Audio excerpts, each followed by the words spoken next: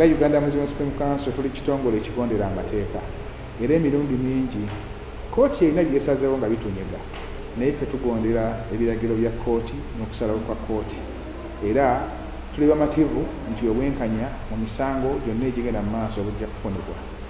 Tuvumirira nnyo abo abagufudde omulimu okwogera olulimi olutali lulungi eri ekitongole ekiramuzi naddala principal judge.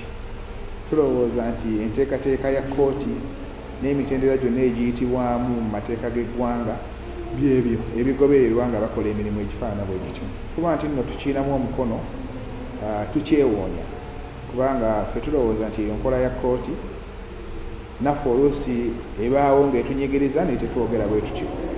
Kati olaba nga kitwewuunyisa nti abantu balowooza bwe batyo naye nga bakirowoozezza only nga balowooza nti kiyina engeri gye kibanyigiriza.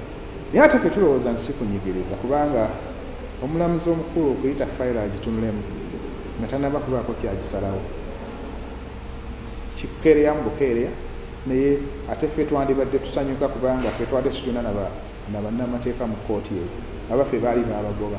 Ya Uganda Muslim Supreme Council n'abatono abatayinana empisa muntu n'ayimirira n'atandika okuvuma abakulembeze ab'amakooti kintu kibi nnyo.